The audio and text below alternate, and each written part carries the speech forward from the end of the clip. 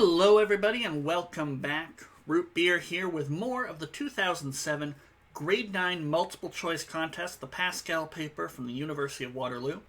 And we're up to question number 18, so let's have a look. Hopefully you already have, but let's take a look at it together now and see what we can see. Question 18, in the diagram, what is the perimeter of PQS, this big triangle? Alright, well we've got some information that we can see here. So we've got a right angle here. That draws my eye immediately. And R here is placed so that we have 5 and 13. Well, with the Pythagorean theorem, we can figure out what PQ is. That length right there. And thanks to this right angle, if we know QS for our base and PQ for our height, just sort of turning it on its side. So if we can figure out PQ and QS, we can multiply them together, base times height, divide it by 2, and that will get the area. Oh wait, sorry, we don't want the area, we want the perimeter. Oh, well that's just as fine. So we can figure out PQ, we can probably figure out QS, and then we already know this hypotenuse here, this PS, is 37. Okay.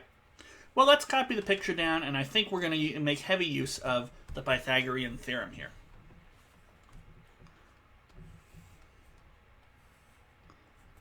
So we have P, Q, S, and then we have our good buddy R here, who's going to help us out, because we know we got 5 here. 13, 37. Now, the perimeter is PQ plus QS plus SP, and that is something plus 37. So we are going to get our answer eventually. We just need to figure out what QS is and what PQ is. Now, I notice PQR is right-angled. So that tells me that PR squared is the same as QR squared plus PQ squared. And that's 13 squared is 5 squared plus something squared. Now, depending on how comfortable you are with your Pythagorean triples, you might know this. If not, feel free to get your calculator out or rearrange, or multiply 13 by 13, get 169. Multiply 5 by 5, 25, subtract the 2, you get 144, which is 12 squared. So it pays to know your Pythagorean triples, because I could see, even just by looking at the diagram, that this was going to be 12 here. PQ is going to be 12. Alright. So now, how would I get QS? Well, PQS is also a right-angled triangle. So that tells me that PS, 37, squared, is the same as PQ squared plus QS squared. So that's 37 squared is 12 squared plus, and I actually don't know this one off the top of my head, so I'm going to grab my calculator really quick. And I'm just going to do 37 squared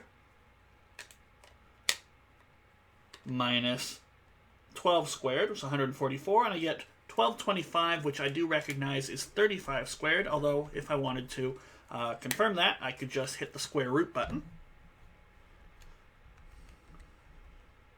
But we've got our answer there. So QS is going to be 35. So we put that in there. And now 12 plus 35 plus 37. Well, 37 is 35 plus 2. 2 35s is 70. 70 plus 12 is 82. Plus another 2 is 84. And that's going to be the perimeter. We also, incidentally, could get the area. I originally was trying to do something else. We could get the area at this point. 12 times 35 divided by 2. We'd be all set there. But it was perimeter we were asking for, and that means we're going to have an answer of D. Alright, and that's it for question 18. Join me in the next video, if you will, for question number 19. That said, if you don't have any questions about 19, if you're not worried about that, feel free to skip ahead to question number 20 or 21 or any of those. But I will see you in the next video next time.